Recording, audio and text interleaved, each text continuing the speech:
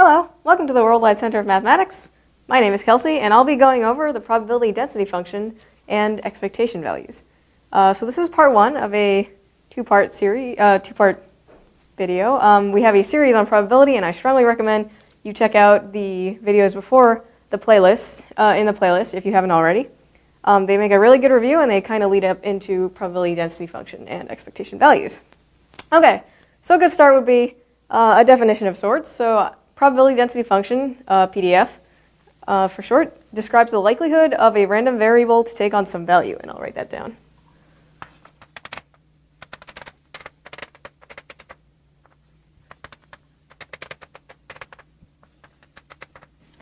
And generally, we like to talk about two kinds of random variables. We like to talk about discrete random variables. So if you roll a dice, there are 6 possibilities, 1, 2, 3, 4, 5, 6.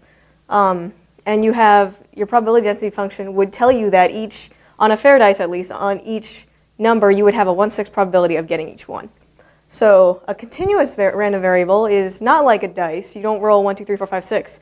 It could explain how much rain you're expecting, 2 inches, 2.5 inches, 3 inches, or heights, etc. And from a probability density function, you could be able to tell how likely it is that 2 to 4 inches of rain fall, using that example. Okay, there are two very important properties of the probability distribution function, and one is that it is normalized. So for the discrete case, if you add up all the probabilities, it needs to have a total of 1. So the dice, each value has a 1/6 chance. If you add up all those 1/6 for 6 times, because there are 6 different values that the random variable can take, 1/6 6 times is 1. For the continuous case, it looks like this, and it means the same thing. So all possibilities must be accounted for, all probabilities must be taken into account. If you add up all of those probabilities, it needs to equal 1. It can't be greater than 1, can't be less than 1. Okay.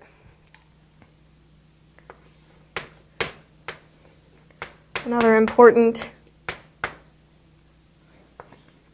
property is that probability density cannot be greater than 1 or less than 0 in any place in the function. You cannot have a probability greater than 1. You cannot have a probability that is less than 0. That does not have any meaning.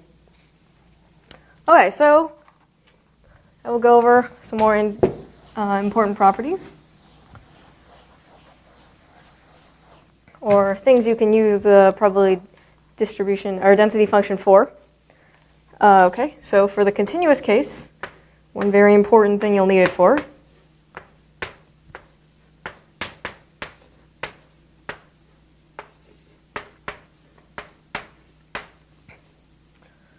so if you want to find the probability of finding the random continuous variable in some range, so for our earlier example, I mentioned rain. If you want to find the probability that it rains between 1 and 3 inches of rain, you would say probability of finding y, how much it's raining, between 1 and 3. You would plug it into this integral, use your PDF, which should be given to you, and that will give you the probability of finding it, that value of y between 1 and 3. So that's a very important thing you can do with the PDF.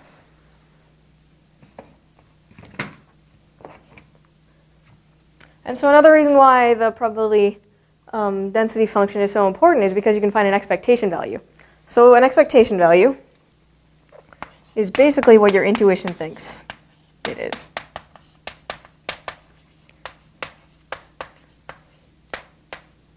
So if you take an infinite number of trials with this random variable, the expectation value is going to be basically the arithmetic mean of all those trials.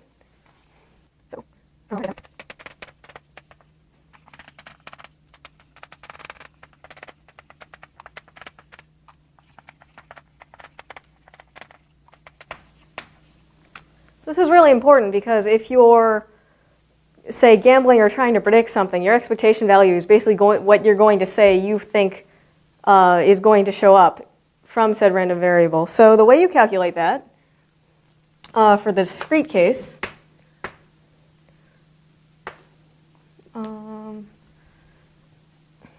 the way we notate it is usually E of x for expectation value. You would multiply x for every probability available at the function. And you would sum that up, and then you would get an expectation value for your discrete case. And for the continual case, it's very similar, but with the integral.